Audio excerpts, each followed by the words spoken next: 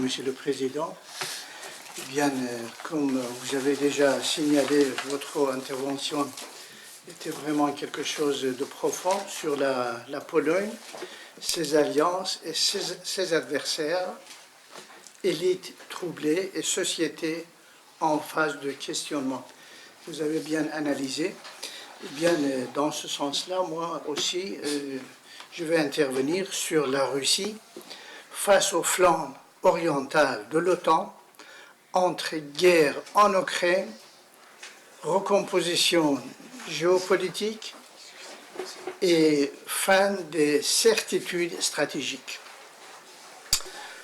La guerre en Ukraine a profondément bouleversé les équilibres géopolitiques européens et accéléré des transformations qui étaient déjà à l'œuvre dans le système international.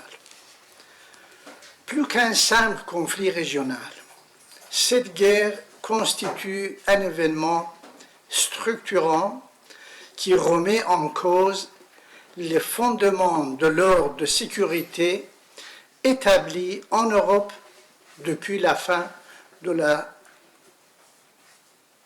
Seconde Guerre mondiale, ou bien de la fin de la guerre froide. Dans ce contexte, la position de la Russie à l'égard des pays situés sur le flanc oriental de l'Organisation de traité de l'Atlantique Nord, notamment la Pologne, les États baltes, la Finlande et la Roumanie, a connu une évolution majeure. Cette transformation doit être appréhendée à la lumière de la recomposition de l'ordre international, caractérisée par l'émergence graduelle d'un système multipolaire, la consolidation de nouveaux pôles de puissance et la remise en question croissante de l'hégémonie politique, économique et stratégique des puissances occidentales. Depuis l'effondrement de l'Union soviétique en 1991, la Russie a entretenu des relations complexes avec les pays de l'Europe centrale et orientale. Pour Moscou, la disparition du pacte de Varsovie aurait dû ouvrir la voie à la construction d'un nouvel espace de sécurité pan-européenne fondé sur l'inclusion et la coopération. Cependant, des élargissements successifs de l'OTAN vers l'Est, intervenus en 1999-2004, puis au cours des années suivantes, ont été perçus par les dirigeants russes comme une remise en cause des équilibres stratégiques héritiers de la fin de la guerre froide. Alors que les États occidentaux considéraient ces élargissements comme un processus souverain répondant aux aspirations des États concernés, la Russie y voyait progressivement une menace directe pour sa sécurité nationale et met une réduction continue de sa profondeur stratégique. La Pologne occupe une place particulière dans cette dynamique. Historiquement, située au cœur des rivalités entre les puissances continentales européennes, elle est devenue, depuis son adhésion à l'OTAN en 1999, l'un des principaux acteurs du flanc oriental de l'Alliance. Varsovie s'est imposée comme le partenaire européen le plus engagé dans le soutien à l'Ukraine et dans le renforcement de la présence militaire occidentale à proximité des frontières russes. Cette évolution a profondément modifié la perception stratégique russe.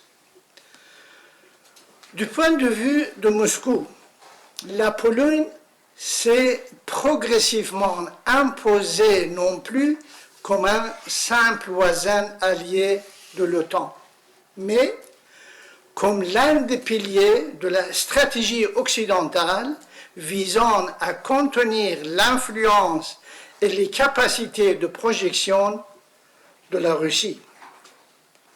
Les États baltes occupent également une position singulière dans les calculs stratégiques russes.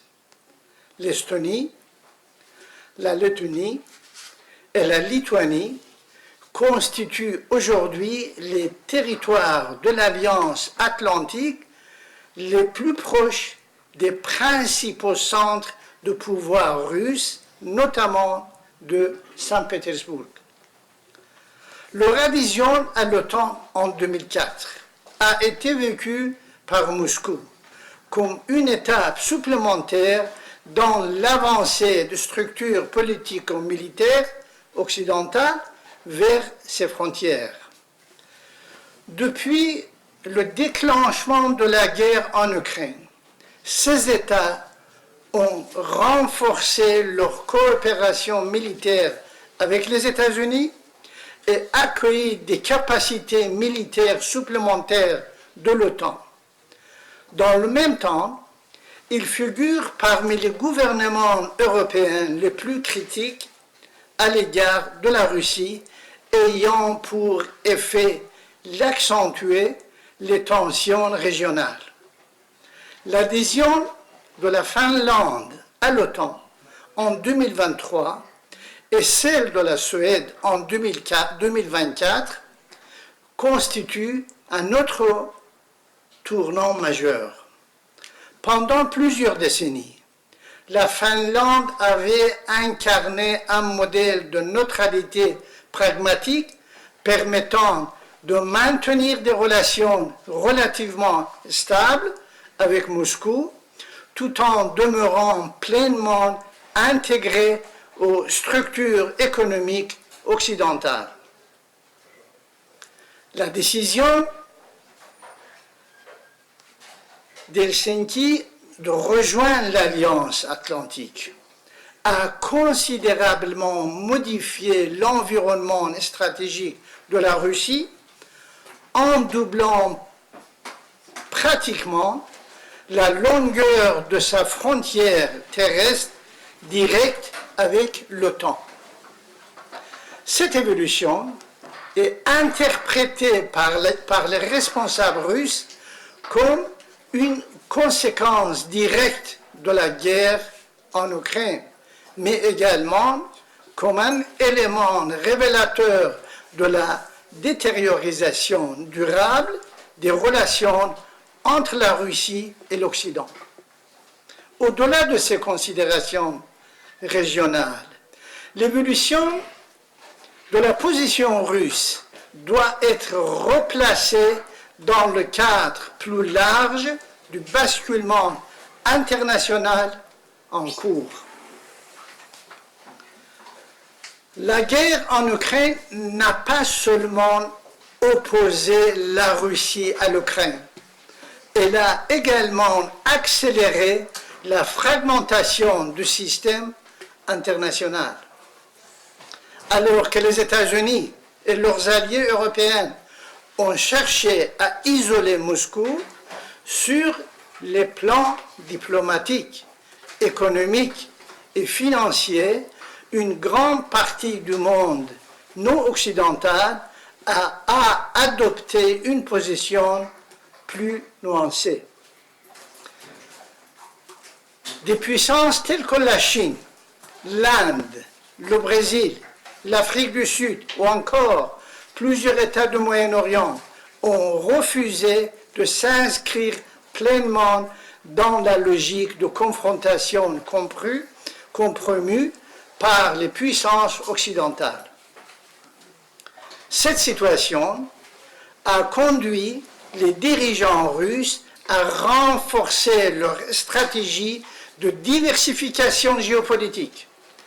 Le développement des BRICS, l'intensification de partenariats stratégiques avec la Chine, l'approfondissement des relations avec l'Iran et le renforcement des liens avec de nombreux pays africains et asiatiques témoignent de cette volonté de réduire la dépendance à l'égard des structures dominées par l'Occident. Dans cette perspective, la confrontation avec le flanc oriental de l'OTAN ne constitue qu'une dimension d'un affrontement plus large portant sur la définition des règles de futur ordre international. La guerre en Ukraine a également profondément transformé la doctrine stratégique russe. Les documents doctrinaux adoptés depuis 2022 mettent davantage l'accent sur la nécessité de préparer le pays à une confrontation prolongée avec ce que Moscou désigne comme l'Occident collectif. Cette évolution traduit une rupture importante avec certaines périodes antérieures où la Russie cherchait encore à préserver des espaces de coopération avec les institutions euro-atlantiques. Aujourd'hui, les dirigeants russes considèrent que la rivalité avec l'OTAN est appelée à s'inscrire dans la durée. Pour autant, cette dynamique de confrontation ne conduit pas mécaniquement l'évolution d'une guerre directe entre la Russie et l'Alliance atlantique.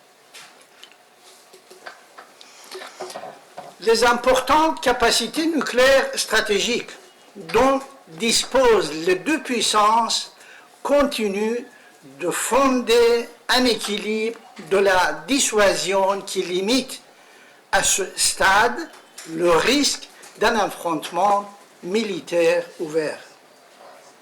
Cependant, la multiplication des incidents militaires, la militarisation croissante des frontières et l'absence de mécanismes de dialogue comparables à ceux qui existaient durant la guerre froide augmentent les risques de malentendus et d'escalade involontaire. L'avenir des relations entre la Russie et les pays du flanc oriental de l'OTAN dépendra largement de l'évolution du conflit ukrainien. Plusieurs scénarios peuvent être envisagés.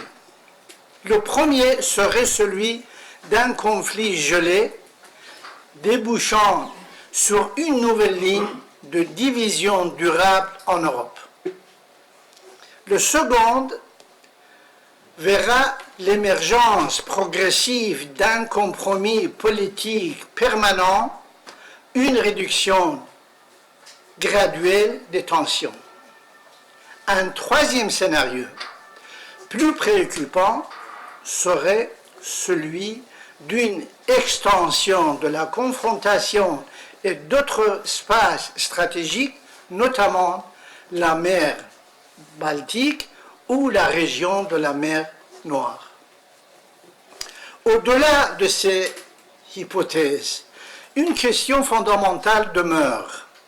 L'Europe pourra-t-elle durablement construire sa sécurité contre la Russie ou sans la Russie? Depuis 3 siècles, l'histoire européenne montre que les grands équilibres continentaux ont toujours nécessité, d'une manière ou d'une autre, l'intégration de la puissance russe dans les mécanismes de sécurité collective. L'expansion historique, l'expérience historique montre que les politiques d'exclusion durable ont davantage favorisé l'instabilité qu'elles n'ont renforcé la sécurité. Pour autant, cette réalité n'implique ni une résolution rapide des défenses actuelles, ni un effacement des profondes divergences stratégiques qui continuent d'opposer les principales puissances. Cela implique cependant qu'aucune architecture de sécurité européenne stable ne pourra être envisagée à long terme sans prendre en considération le rôle de la Russie, sa perception de sa propre sécurité et les nouvelles réalités géopolitiques du XXIe siècle. La guerre en Ukraine a marqué la fin de certains héritiers de guerre, d'après-guerre froide. Elle a révélé les limites des mécanismes de sécurité existants et accéléré la transition vers un ordre international plus fragmenté et plus concurrentiel. Dans ce contexte, la relation entre la Russie et les pays du flanc oriental de l'OTAN apparaît comme l'un des principaux laboratoires de transformation géopolitique contemporaine. Son évolution influencera non seulement l'avenir de l'Europe, mais également celui du système international dans son ensemble. Ainsi, la véritable question n'est que peut-être plus de savoir si nous assistons à une nouvelle guerre froide, mais plutôt de déterminer quel type d'ordre stratégique émergera du conflit ukrainien et du basculement international en cours. C'est la réponse à cette interrogation que dépendra largement la stabilité du continent européen dans les décennies à venir. Je vous remercie.